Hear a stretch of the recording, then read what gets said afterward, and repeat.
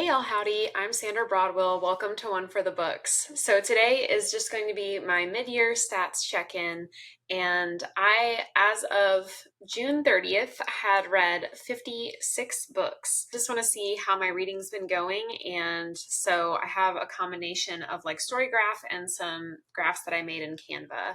So I'll be showing off both of those today. Please let me know what stat you found most interesting, or maybe how many books you had read as of June 30th this year.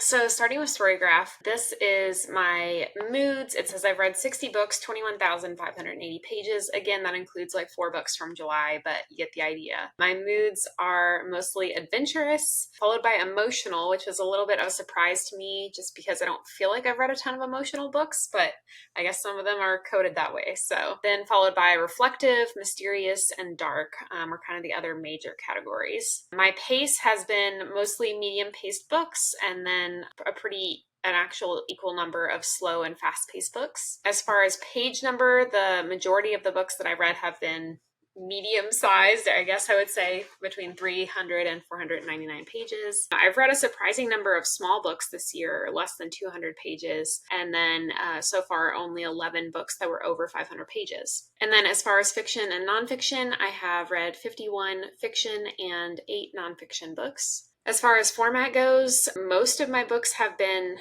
actual physical books, which is a little surprising, but I have been trying to work through my physical TBR and read the books that I own because we're going on a road trip and I won't be able to take very many physical books with me. So I've been trying to get through a lot more of those this year. 23 of the books have been ebooks and 2 of the books have been audiobooks. As far as my most read authors, this isn't surprising. Most of these are series that I've read. So I read Brandon Sanderson's second Mistborn trilogy, which was 4 books. I read the Binti series by Nnedi Okorafor, which was 3 books.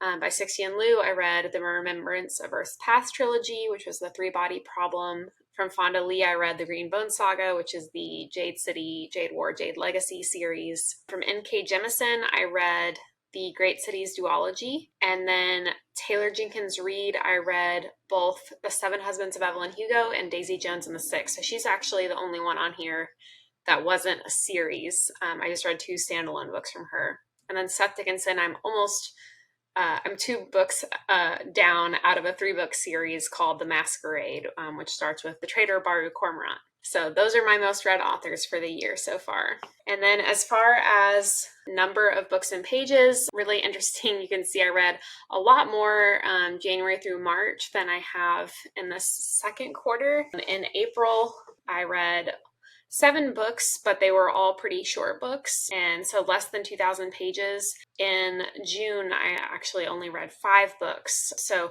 I've just been really busy. Like, if you've been around my channel for a while, my husband and I are trying to wrap up a whole bunch of different things. June was my last month of work, and I was training a new employee, and I've read almost as much already in July as I did in June. And I don't feel like I've had a ton of time to read this month either, just because we've had so much to do to get ready for this year-long road trip we're going on. But that's where we are right now. So this is just on Goodreads. You can see all the different books that I've read. So it starts at the bottom with January, February, March, April, May, and June. June kind of stops right here, and then these last 4 were July. As far as the graphs that I made myself, I did completed series by page count. So the largest series by page count that I've read this year was the Green Bone Saga, which was 3 books. Mistborn Era 2, which is the Wax and Wayne series by Brandon Sanderson, was 4 books, but actually a couple pages shorter than the 3-book trilogy of the Green Bone Saga. The Remembrance of Earth's Past trilogy, which is a 3-body problem, that was 3 books. The Great Cities duology by N.K. Jemisin, and Binti were actually 3 different novellas. All these graphs that I made myself on Canva are based on just the books from January 1st through June 30th. So these don't have the July books in them. But so of those, I read 18 books that were part of a series and 32 books that were standalones. And then I broke down the genres, I think, in a little bit easier format than what Storygraph does. So you can see here, obviously the biggest chunk was fantasy, followed by sci-fi, and then nonfiction, and then some contemporary general fiction, some sci-fantasy, historical horror, poetry, and thriller are the other categories. And then how I acquired all of those books, the Libby app has been my number one way that I have received most of the books that I have read. I've read quite a few books that were Christmas gifts or birthday gifts this year. And then I have a used indie bookstore within walking distance of my house, so I go there quite frequently. I've gotten quite a few books from there,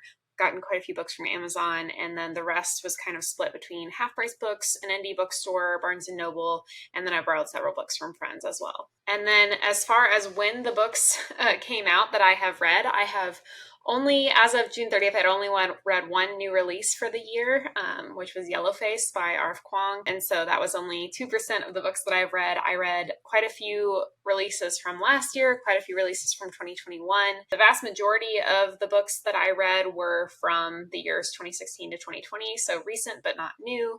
And then you can see as time goes on, they make up a smaller and smaller portion of the books that I've read. As far as the demographics of the authors that I have read from this year, I split it up by basically just white or BIPOC. I'm considering any non-white sort of category, and then male, female, and non-binary. So I have read one book by a non-binary author this year. The majority of the books that I have read so far have been from non-white women, and I'm happy about that because last year my largest category by far was white men, and so I wanted to intentionally make sure I was reading a little bit more diversely this year. So I have it split up by the number of books I read and the number of authors that I've read from. So hopefully that graph makes sense. For the number of books, the male white and the female BIPOC are split up into halves because I did read one book, This Is How You Lose the Time War, that had two authors. Max Gladstone is a white man, and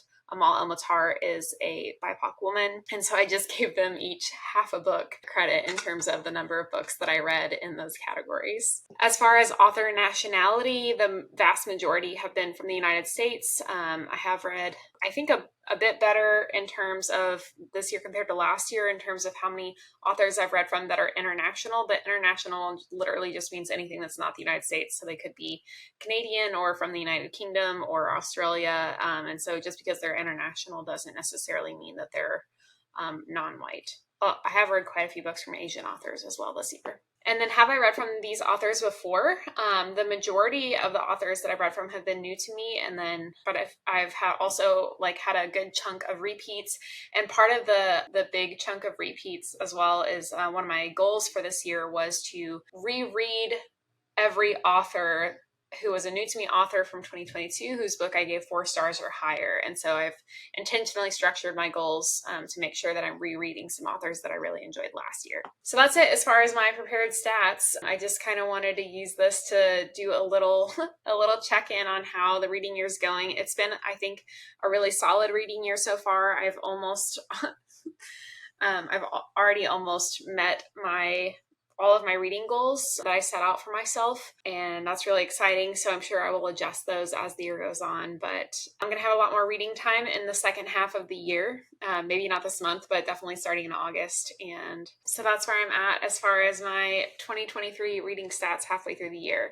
Thank you guys so much for watching. Please be kind, read books, and hit the subscribe button below for more bookish content to come. I'll see you next time.